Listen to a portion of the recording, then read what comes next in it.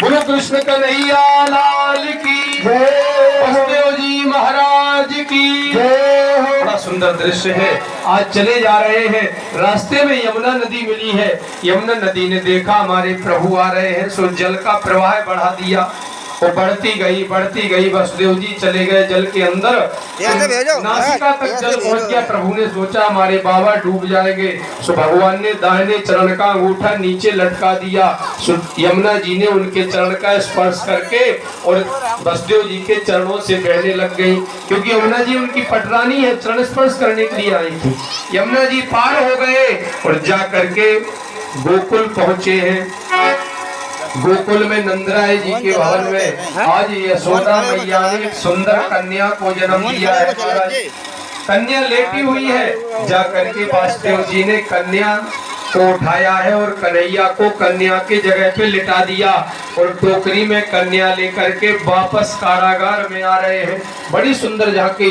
और आकर के कारागार में जैसे ही आए, सारे द्वार पुनः की भांति बंद हो गए, हथकड़ियां बेड़ियां लग गई और वो कन्या आकर के जैसे ही आई सो कन्या ने जोर से चिल्लाई सो कंस को पता चल गया महाराज। और कंस आया, कन्या को उठाया, कन्या को उठा करके जैसे ही मारना चाहा सो कन्या हाथ से छूट करके आकाश मंडल में चली गई।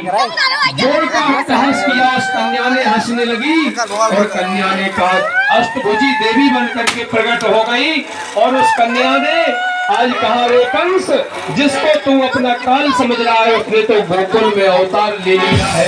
बोलो नंद के लाला की जय, बोलो विंध्यवासिनी मैया की जय। यही वो कन्या है जो आज मणिकर्णिका कुंड वहाँ विंध्याचल पर्वत पर विंध्यवासिनी के रूप में विराजमान है। आज प्रभु ने गोकुल में जन्म लिया है। अब इधर की बात, अभी तो कारागार की बात हो रही थी, अब आपको सीधे ले चलते हैं गोकुल में। भाई बसदेव जी थक गए होंगे, उन्हें कुर्सी तो डाली, कम से कम इतने दूर से चल के आए। हाँ, कुर्सी डाल दो। आज नंद भवन में जैसे ही सुबह हुई और नंदराय जी जो नंद की बहनें हैं, नंदा सुनंदा, सुबह बुआ ने जब देखा कि यशोदा के बगल में लल्ला लेटो भयो है, तो उन्होंने थाली उठाई और जोड़ती की कोई भी बन जाए। हाँ साहब, भगवान की बुआ जी ने, सुनंदा बुआ दौड़ती हुई आई, थाली बजाती हुई, बोले है गयो। बाबा बोले कहाँ है गयो। अब मुझे ही भूल गई बताना कि कहाँ है, इतना प्रसन्नता ही है मन में। बोले हमें पता नहीं। फिर से दौड़ करके गई यशोदा जी के पास में और फिर से थाली बजा के आई, बोले है गयो। तो फिर आई, बाबा ने पूछा क्या है गयो, फिर भूल गई।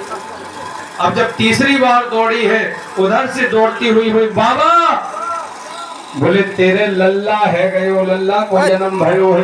तो बाबा ने 7 ब्राह्मण अनुष्ठान पे बैठाए, वो ब्राह्मण माला तुलसी जप रहे, बोले पुत्र प्राप्ति की। 90 साल को डोकरा, 90 साल की उम्र है नंद बाबा और 90 साल की उम्र में लल्ला को जन्म भयो है। खुशी का ठिकाना नहीं रहा। तो बाबा कौन सी माला जप रहे, बाबा रात भर जप रहे, बोले अबे तो भयो ना है, आगे तो पतो ना है, अबे तो भयो ना है, आगे तो पतो ना है, यही माला जप रहे। और जैसे ही सुना कि लल्ला को जन्म भयो है, सो बाबा उछल पड़े, 9 लखा हार गले में